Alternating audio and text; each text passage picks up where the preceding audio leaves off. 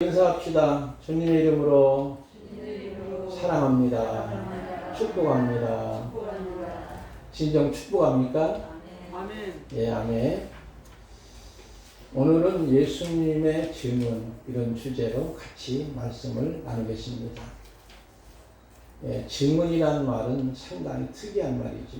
법정 용어지요. 증이란 말도 비슷한 말인데 증이란 말은 원어에 보니까는 순교자라는 뜻이 있더라고요. 예수님의 증인되기 위해서는 자기 목숨을 걸 수밖에 없는 상황이 초대교회 시대에 있었습니다. 그래서 증인된 삶은 너희가 성령을 받으면 권능을 얻고 예루살렘과 유다와 사마리아와 땅끝까지 이르러 내 증인이 되리라 하는 말은 순교자가 되라는 뜻입니다. 어렵지요? 순교자가 될 때만이 증인의 삶으로 살아가는 것이죠. 6월달을 보면 우리가 나라와 민족을 위해서 목숨을 바친 사람들이 얼마나 많은지, 특히 전라도에 영암에 가보면 야월교회가 있습니다. 그 교인들이 많이 거의 다 순교당합니다. 예배 드릴 때 전부 나오라게 해가지고 목에다가 큰 돌을 걸어놓고 바다에 빠져 죽게 하는 거예요. 그렇게 그 당시 공산당 인민군들이, 그러나 한 번도 예수님을 부인하지 않은 거예요. 증도에 가보면 문중경 전사님이 있습니다.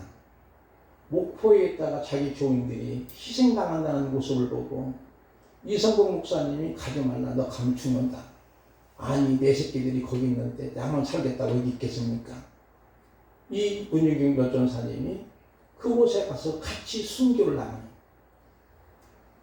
그때 그 순교 때 보면 기념비가 있습니다. 그 앞에는 뻘밭입니다. 근데 거기서 이 순교를 당하는데 총으로 쏴서 죽이는 것이 아니고 대창으로 찔려서 죽였다는 거예요. 그리고 너무나 무서우니까 동네 사람들이 시신을 치지 못한 거예요. 그러다 보니까 뻘이 왔다 갔다 하다 보니까 완전히 뻘로 쌓인 그 시신. 나중에서 이제 시신을 처리하게 됐는데 그곳에 묘비를 세우는 모습을 보면서 정말 우리나라는 이와 같이 희생한 사람들, 하늘의 밀이 땅에 떨어져 죽은 많은 영혼들이 우리 한국교회의 버팀목이 되는 줄 믿습니다. 그러면 우리는 증인된 삶이라고 하는 것은 단순한 것이 아니에요. 예수님의 증언도 사실은 예수님이 하나님의 아들이심을, 오늘 말씀 보면은 하나님이 세리요한이 또는 성경이 예수님 하신 일이 바로 예수님이 하나님이심을 증언하고 있는 모습을 보는데도 그 당시 유대인들, 특히 종교 지도자들, 바로 종교 사기꾼들이죠. 그들은 절대 예수님을 안 믿는 거예요. 그런 내용이 마지막 절까지 기록되고 있는 모습입니다. 우선 우리가 30절 말씀을 한번 볼까요? 내가 아무것도 스스로 할 수 없노라. 듣는 대로 심판하느니 나는 나의 뜻대로 하지 않고 나를 보내신 이의 뜻대로 하려 함으로 내 심판은 의로니라. 여기에서 내가 아무것도 스스로 할 수 없다니까 예수님이 무능력하시다는 말은 아니에요. 이 말은 하나님과 함께 하시는 거예요. 또한 하나님과 동동함을 의미합니다. 언제나 예수님의 사역은 하나님의 뜻대로 그 말씀을 듣는 대로 심판하시고 그 심판은 언제나 옳고 바르다는 말씀이지요. 19절 이하에서 보면 하나님이 하신 일, 예수님은 보고 듣고 그대로 하시는 거예요. 아버지께서 일하시니, 이 말은 수동입니다. 나도 일한다고 하는 능동이죠. 이 말씀은 역시 하나님과 동동됨을 의미하지요. 그래서 주님의 삶은 수동과 능동의 통일입니다. 31절부터 32절까지 보면서 내가 만일 나를 위하여 증언하면 내 증언은 참되지 아니하되 나를 위하여 증언하신 이가 따로 있으니 나를 위하여 증언하시는 그 증언이 참인 줄 아노라. 여기 말씀에 보면은 사실 예수님의 말씀은 하나님 자신이므로 누구로부터 증언받지 않아도 되지만 초법적으로 하지 아니하신다는 거지요. 왜냐하면 구약율법에 보면은 신명기 17장 6절에 죽일 자를 두 사람이 세 사람이나 증언으로 죽일 것이요 한 사람의 증언으로 죽이지 말 것이며 그랬지요. 이 말은 두 사람이어야만이 증인이 될 수 있는 것이요. 그래서 먼저는 32절에 나를 위하여 친히 증언하시는 이 32절 다시 유심히 볼까요? 증언하신 이 말씀은 현재형 동사입니다. 계속 진행되는 상황이에요. 예수님이 하나님의 아들심을 계속적으로 한 번만 증언하는 것이 아니고 계속적으로 증언하시는 분이 있다는 거예요. 그러면서 이것은 무엇을 의미할까요? 성부 하나님이 증언이지요. 하나님이 증언하시는 37절로 내려가 볼까요? 또한 나를 보내시는 아버지께서 친히 나를 위하여 증언하셨느니라. 여기 보니까 친히 예수님을 위해서 하나님이 증언하신 거예요. 이 말씀 역시 계속적으로 증언하시는 모습입니다. 그리고 33절은 세리 요한이 증언한다는 거죠. 너희가 요한에게 사람을 보내매 요한이 진리에 대하여 증언하였느니라. 요한이 누굴까요? 마지막 선지자면서 예수님이 극찬한 사람이지요. 여자가 낳은 자 중에 가장 큰 자가 예수님은 하나님의 아들이야. 예수님은 하나님이시야. 증언하는 것. 그게 바로 요한복음 1장 29절 말씀인데 가장 먼저 우리 김명식 목사님 한번 그 말씀을 읽어주시기 바랍니다. 이튿날 요한이 예수께서 자기에게 나와 오심을 보고 이르되 보라 세상 죄를 지고 가는 하나님의 어린 양이로다. 아멘. 세상 죄를 지고 가는 하나님의 어린 양이라고 증언하는 모습이지요. 그 다음에 하나님이 언제 증언하셨나? 하나님이 언제 증언하셨나? 아까 37절 말씀을 보면서 예수님이 하나님이시면 하나님이 증언하시는데 언제 하셨느냐? 그 말씀도 이제 마태복음 3장 16절, 17절 나오는데 우리 김양선 장로님께서 긴장된 마음으로 한번 읽어주시면 좋겠습니다. 예수께서 세례를 받으시고 기도하실 때에 곧 물에서 올라오실새 하늘이 열리고 하나님의 성령이 비둘기같이 내려 자기 위에 임하시어 오시더니 하늘로부터 소리가 있어 말씀하시되 이는 내 사랑하는 아들이요 내 기뻐하는 자라 하시니라. 아멘. 예수님이 세례를 받으시고 기도하고 올라오시는 거예요. 누구로부터? 세례요한으로부터. 그때 하늘의 문이 쫙 열린다는 거예요. 그리고 하늘에서 성령이 비같이 내리고 하늘의 음성이 나기를 하나님의 음성이죠. 이는 내 사랑하는 아들이요 내 기뻐하는 자라. 이렇게 하나님이 증언하시는 모습이죠. 일명 이 말씀을 예수님의 대관식이라고도 말하고 있습니다. 이와 같이 심장을 살피며 폐부를 시험하고 각각 그의 행위와 그의 행실대로 봉하시는 하나님이 예수님을 증언하시니 진짜인 거예요. 우리 하나님은 우리 심장, 양심 머무는 자리예요. 폐부는 우리 인간의 감정, 기질, 성향도 다 아시는 분이 증언하시는 거예요. 여러분 사람은 대부분이 겉모습을 보잖아요. 그 사람의 외모라든가 의상이라든가 그 사람이 지위가 있는 사람인지 돈 많은 사람인지 이런 것들을 많이 치중해서 보지만 하나님은 그게 아니고 하나님은 중심을 보시는 줄 믿습니다. 이세 아들 다윗 막내 아들 가장 문열했던 이 다윗을 만나고 사무엘이 볼 때 하나님의 마음에 합한 자라 그랬지. 아버지 이세는 제쳐놓은 아들이, 야, 이 아들은 왕감이 아니야. 이 아들은 훌륭한 사람이 아니야. 그런데도 하나님이 보는 관점은 그때에 사무엘이 가져갔던 기름 붓고 왕으로 세우는 모습이 나오는 거예요. 우리 하나님은 중심을 보시는 줄 믿습니다. 그 중심을 보시는 하나님이 예수님을 증언하시니 진짜 중에 진짜인 거예요. 또한 우리를 증언해 주시고 보혜 주시는 분들 역시 성령 하나님이신 줄 믿습니다. 우리 신앙생활에서 우리를 증언하시고 기도해 주시는 누굴까요? 성령님입니다. 로마서 8장 26절 27절 한번 조금 길지만 우리 전춘자 목사님 읽어주시면 고맙겠습니다.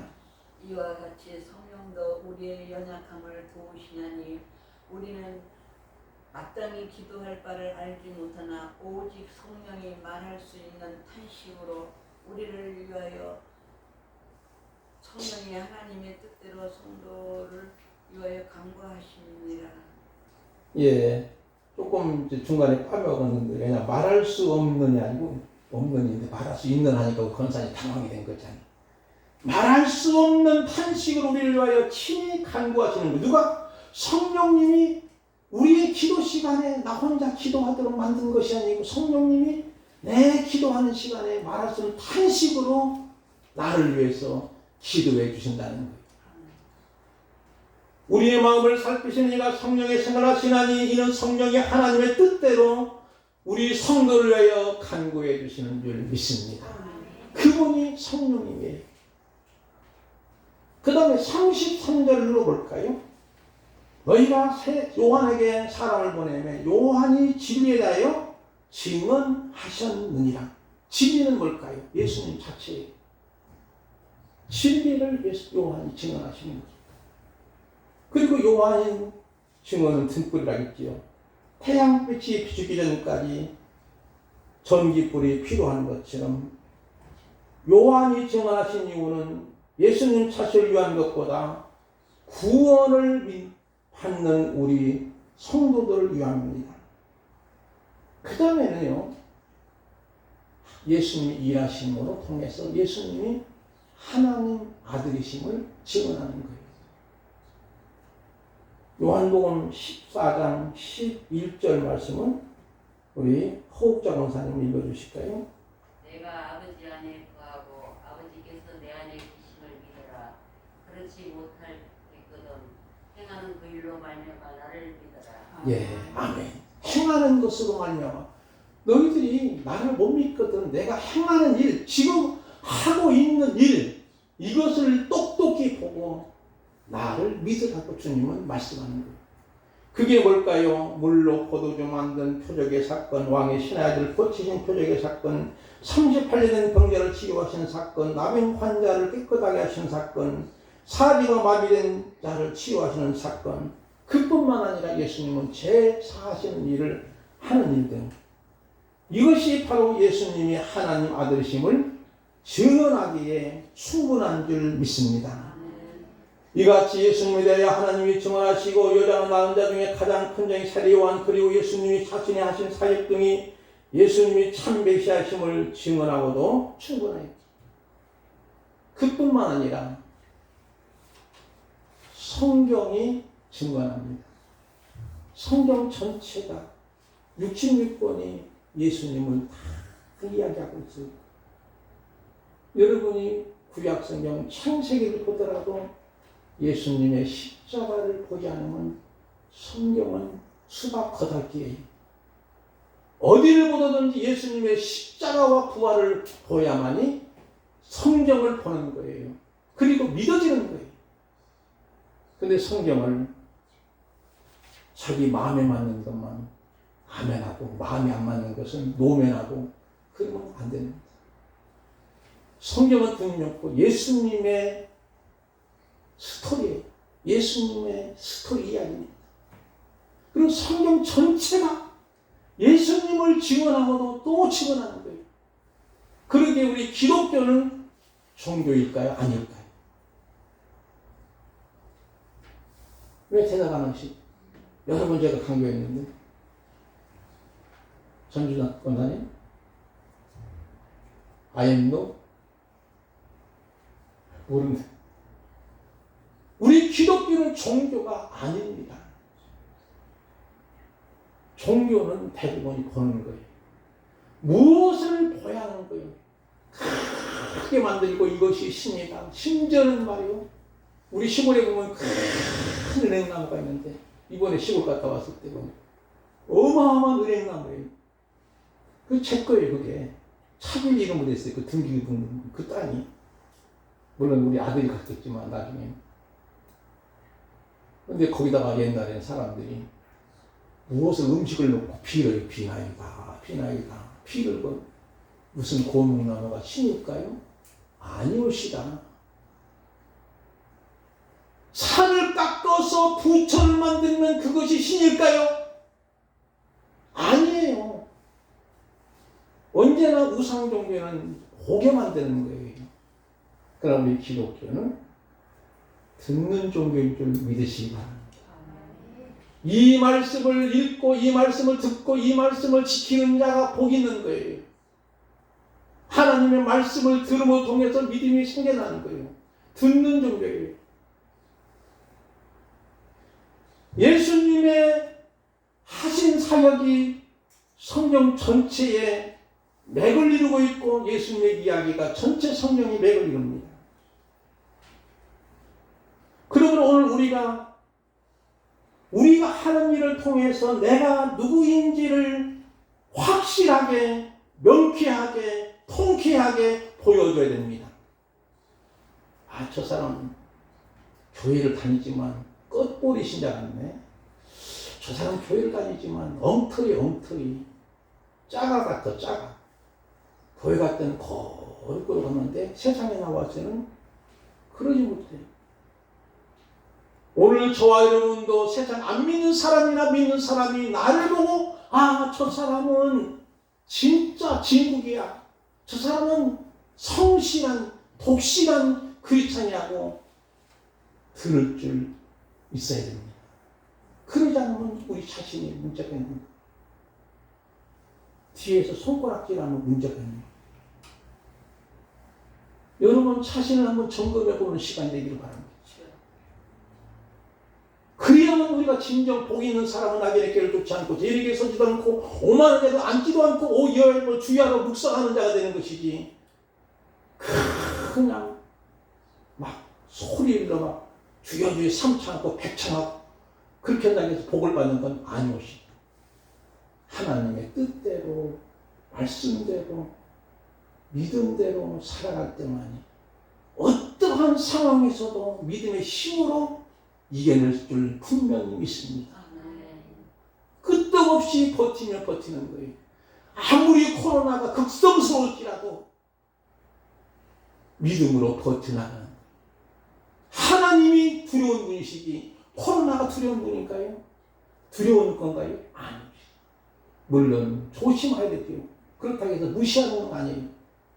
하나님보다 유리하신 분이 없는 줄 믿습니다. 과연 주변 사람들이 우리를 보고 성실한 크리스찬으로 인정할 수 있는가요? 열매의 보람은 심는 사람이나 이웃에게 주기 위한 것이죠. 믿는 우리는 누군가의 선물을 해야 됩니다.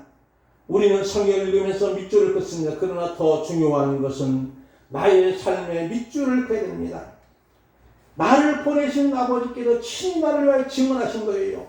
오늘 우리의 삶에도 하나님 아버지께서 증언해 주신다. 얼마나 자랑스러운 삶인가요? 진실함, 성실함, 거짓 없는 믿음, 이 생활을 하나님이 증언해 나간다면 너무나 감격하고 평탄스러울 거예요. 로마서 8장 8절 이하의 쭉 10절까지 길지만 우리 김재일 집사님 꼭 읽어주시면 좋겠습니다.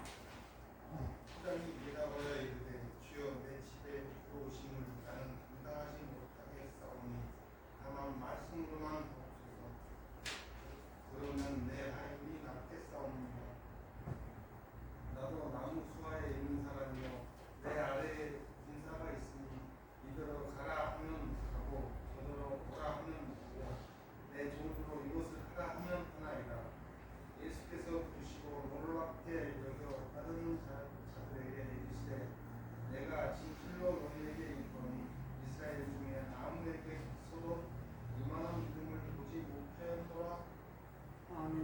아멘. 여러분, 기가 막힌 말씀 아니에요. 백부장은 그 당시 유대인도 아니에요. 이방인입니다. 100명 이상을 군인을 건드리고 그들에게 명령하면 착착착 명령책이기 때문에 듣습니다. 그런데 자기 하인의 중풍병으로 고통받습니다. 그 당시 하인이나 종이 병들어 죽으면 그냥 치우면 그것이에요. 왜냐하면 그 당시 노예제도가 있었거든요. 노예는요, 어떤 신분이냐면요, 주민등록이 없어요. 신분증이 없는 거예요. 그렇기 때문에 노예가 만약에 병들어 죽기 때문에 그냥 알아서 치는 거예요. 그리고 심지어는 노예를 많이 부리는 사람들은, 이 노예들은 우리 집에 살아있는 연장이에요, 연장. 무슨 말인지 알겠지요? 살아있는 연장으로 취급하는 거예요. 그런데 이 하인의 중풍병으로 고통받는 모습을 보고 주님께 나아가 내 하인이 지금 몹시 괴로워하니 주여 오셔서 내 하인을 고쳐주옵소서. 그때 내가 가겠다. 그러니까 간다 보니까 깜짝 놀라가지고 이 백부장이 주여 우리 집 오시는 거 감당치 못하겠사오니 다 하면 말씀만 하시면 됩니다. 나도 내 아래 상관도 있고 내게 부하도 있는데 그들에게 명령만 내리면 그들이 착착 듣습니다. 주님도 말씀으로 명령해 주시면 내 하인이 낫는 걸 믿사옵나이다. 그때 내 믿음대로 될지어다. 하루로 하인의 중풍병이 그 시로 깨끗이 나는 거예요. 왜? 말씀만 하옵소서 하는 말에 주님이 감동하시면서 하시는 말씀이 이스라엘 중에 이만한 믿음을 내가 만나보지 못했다는 거예요. 네 믿음이 최고네. 너 같은 믿음은 내가 처음 봤어. 감동하고 감격하신 것이에요, 주님이. 오늘 우리의 신앙생활을 보시고 주님이 감동하시기를 바랍니다. 주님을 짜증나게 만들고 슬프게 만들고 고통스럽게 만드는 것이 아니라 나의 믿음 생활 보고 주님이 감동해서 정말로 여러분 주님이 감동하시면요 안 줄 것도 주는 줄 믿습니다. 자식들이 사랑하면요 안 줄 것도 막 주고 싶은 거예요.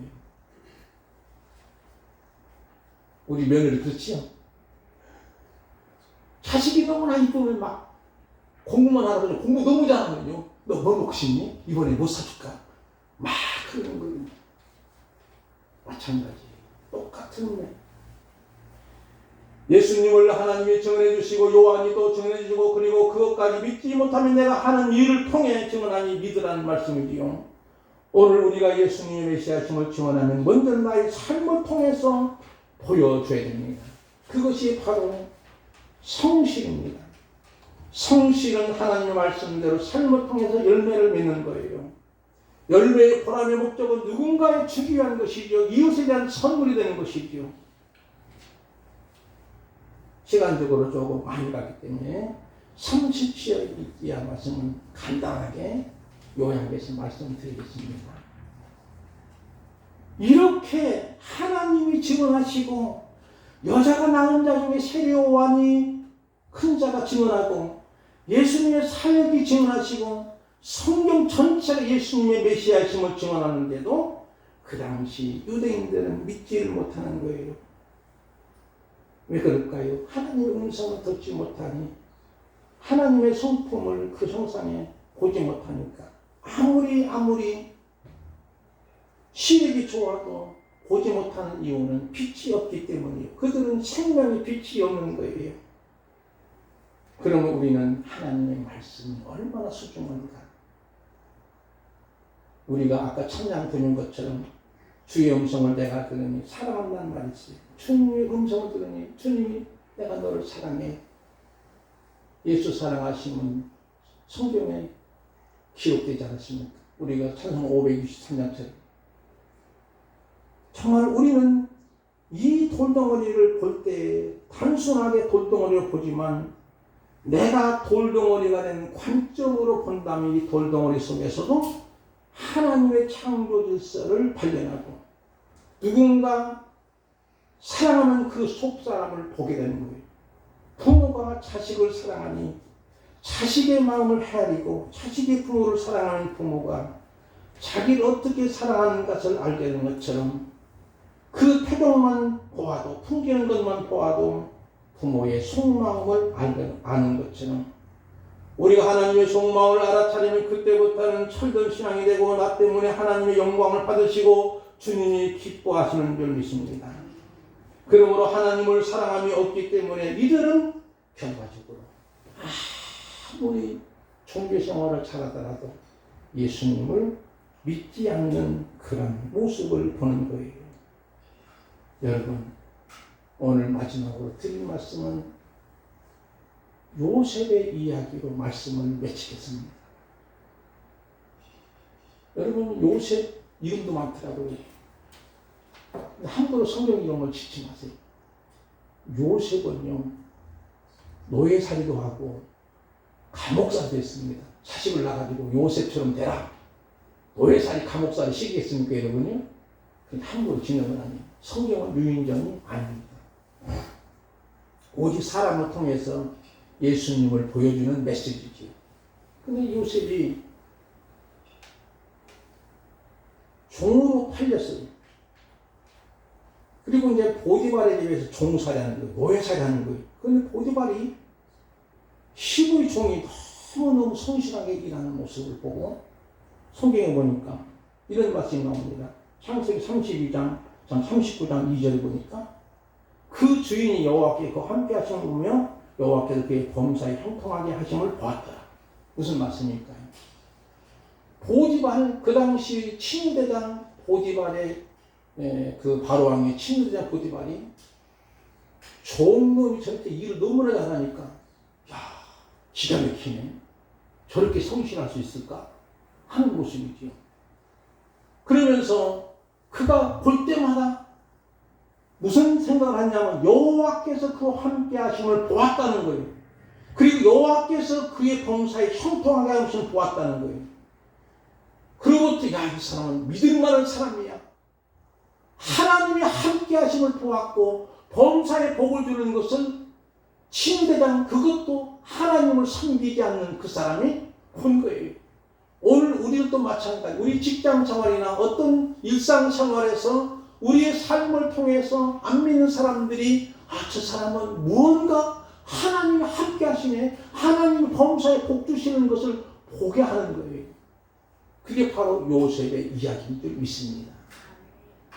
그러므로 통해서 그는 그 가정에 총무일을 보게 되고 그 총무일이 결과적으로 나중에는 애굽의 국무총리로 만 30세에 등극이 되는 놀라운 사건이 일어나게 돼요. 이것을 통해서 우리는 뭘까요? 요셉이 감옥살이 갔지만 밑바닥까지 갔지만 그 감옥은 얼마 있으면 사형을 나갈 수밖에 없는, 처형을 나갈 수밖에 없는 극한 감옥에 있었어요. 그런데도 하나님이 그를 갑작스럽게 꿈을 통해서 어떻게 됐지? 그를 애굽의 만 30세에 모든 나라 정치를 다 통과할 수 있는 총리로 세워지고 인장맞이 끼워주고 복음수레도 주기도 하고 이제 정말로 왕 같은 옷을 입히기도 하고 나라의 모든 120도 넘는 이 나라를 통치하고 세계 만방의 모든 세계 한 시대 민족을 먹여 살리는 사람으로 하나님이 세워주시는 것은 바로 요셉을 통해서 예수님을 보여주는 거예요. 예수님이 십자가에 죽기까지 내려갔지만 다시 부활로 올라가시는 거예요. 한번 우리 모신을 쳐봅시다. 올려보세요. 다 내려보세요. 그 다음에 또 올려보세요. 그러면 영어 무슨 자가 되죠?